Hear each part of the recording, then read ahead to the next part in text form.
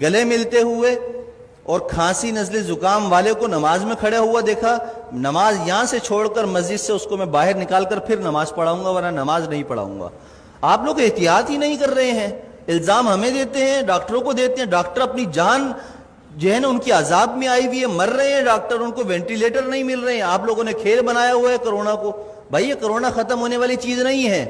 5 سال تک ختم نہیں ہوگا، یہ آپ کو میں بتا دوں، لکھ کر دے رہا ہوں میں آپ کو، یہ چلے گا ایسا ہی۔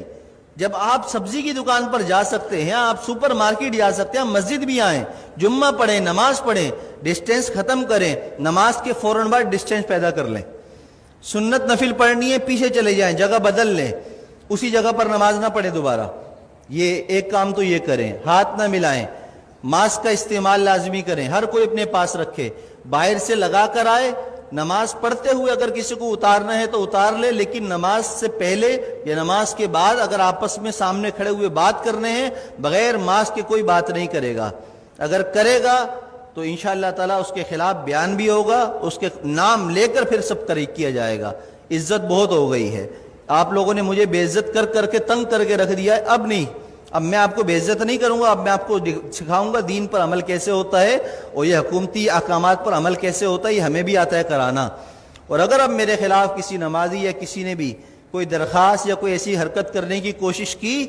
تو میں نے وکیل سے بات کر لی ہے، پورے خاندان کو انشاءاللہ تعالیٰ اور کی نسلوں کو تڑپاؤں گا، قانون بھی استعمال کروں گا، اور وظیفے پڑھ کر اس کی نسل کے لیے بد دعائیں بھی کروں گا، اس لیے کہ میں بہت تنگ آ چکا ہوں آپ لوگوں کی ان حرکتوں کی وجہ سے۔ 3 مہینے ہو گئے مجھے برداشت کرتے ہوئے، بد احتیاطی ختم کرنے کا نام کوئی نہیں لے رہا، بس ٹائم پر ٹک ٹک ٹک ٹک اذان، ٹک ٹک ٹک ٹک اذان۔ ابے پرہیز تو کرو،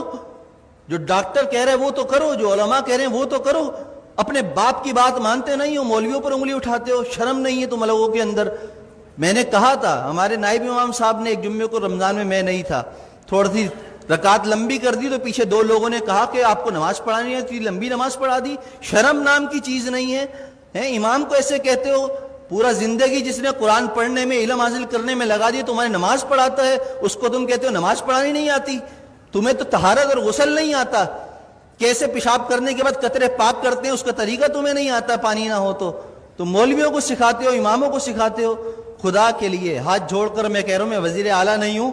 کہ کرپشن کر کے ہاتھ جوڑ رہا ہوں آپ کے سامنے، میں امام ہوں، میرا کردار آپ کے سامنے ہے۔ 7 سال ہو گئے، میری ساری نمازیں سب کچھ، کسی نماز میں اگر میں نہیں ہوں تو اس کی کوئی نہ کوئی شرعی عذر ہوتا ہے میرے پاس، لیکن وہ عذر پیش کرنا میرا آپ کے سامنے نہیں ہے، میں آپ کے سامنے پیش کروں، اللہ کے سامنے پیش کر دیتا ہوں، میرا دل صاف ہے، مجھے ضرورت نہیں اپنی صفائیاں دینے کی۔ لیکن احتیاط کیجئے، عمل کیجئے، جمعے کی نماز بھی مل کر کھڑے ہو کر پڑھیے اور فوراً جدا ہو جائیے، دور کھڑے ہو کر سنتیں پڑھیے، اور عصر کی نماز سے ماسک کا اہتمام کیجئے،